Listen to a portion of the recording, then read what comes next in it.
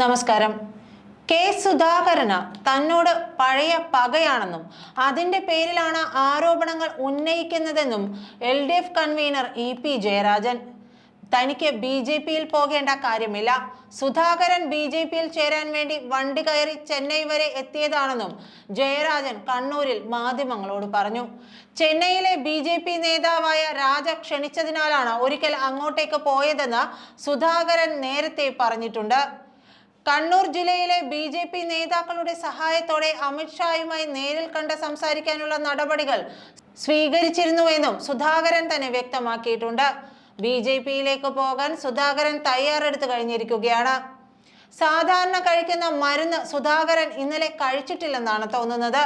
അതുകൊണ്ട് ഇന്ന് രാവിലെ അതിന്റെ തകരാറ് പ്രകടിപ്പിച്ച് ഞാനെന്തോ BJPയിലേക്ക് പോകാൻ പോകുന്നുവെന്ന് പറഞ്ഞ് ഏതോ ഒരു BJP വനിതാ നേതാവിന്റെ അസിസ്റ്റന്റായി, അവരുമായി അടുപ്പമുള്ള ആളായി BJP RSS നേതാക്കളുമായി സുധാകരന് അടുപ്പമുണ്ടാകും.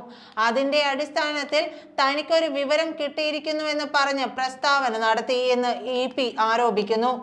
അൾഷിമേഴ്സ് ഉണ്ടോ അദ്ദേഹത്തിന്? എന്തോ ഒരു തകരാറുണ്ട് ഇപ്പോൾ.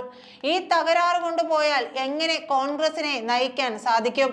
സാമാന്യഗതിയിൽ നല്ല മനുഷ്യനാകാൻ നോക്കുക, ഒരു നല്ല രാഷ്ട്രീയ നേതാവാകാൻ കഴിയുമോ എന്ന് പരിശ്രമിക്കുക, മരുന്ന് കൃത്യമായി കഴിക്കുക, ഓർമ്മശക്തി തിരിച്ചു പിടിക്കൂ, സത്യങ്ങളിൽ ഊന്നി നിൽക്കുമെന്നും EP പറയുന്നു.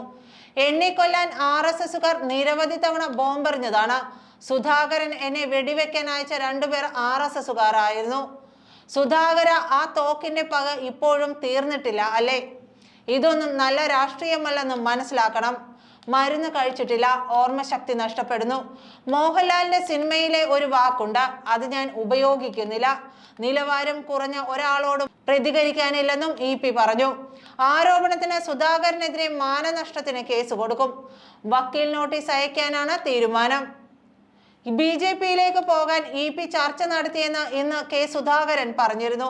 ഗൾഫിൽ വെച്ച് ശോഭാ സുരേന്ദ്രനും രാജീവ് ചന്ദ്രശേഖറും പങ്കെടുത്ത ചർച്ചയിൽ EP ജയരാജനും ഉണ്ടായിരുന്നുവെന്നും CPM നേതൃത്വം ഭീഷണിപ്പെടുത്തിയതോടെ പിൻവലിയുകയായിരുന്നുവെന്നുമായിരുന്നു സുധാകരന്റെ ആരോപണം.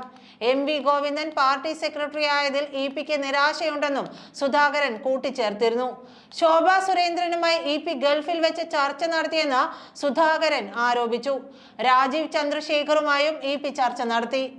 ഗവർണർ സ്ഥാനം നൽകാമെന്ന് പറഞ്ഞാണ് EPയുമായി ചർച്ച നടത്തിയത്. MV ഗോവിന്ദൻ പാർട്ടി സെക്രട്ടറി ആയ ശേഷം EP അസ്വസ്ഥനാണെന്നും സുധാകരൻ പറഞ്ഞിരുന്നു. BJPയിലേക്ക് പോകാൻ ചർച്ച നടത്തി CPM നേതാവ് EP ജയരാജനാണ്. ശോഭാ സുരേന്ദ്രൻ മുഖാന്തരം ചർച്ച നടന്നു. പാർട്ടിയിൽ നിന്ന് ഭീഷണി വന്നപ്പോൾ ജയരാജൻ പിന്മാറി. ശോഭയും EPയും ചർച്ച നടത്തിയത് ഗൾഫിൽ വച്ചാണ്. ചർച്ചയ്ക്ക് മധ്യസ്ഥനുണ്ട്.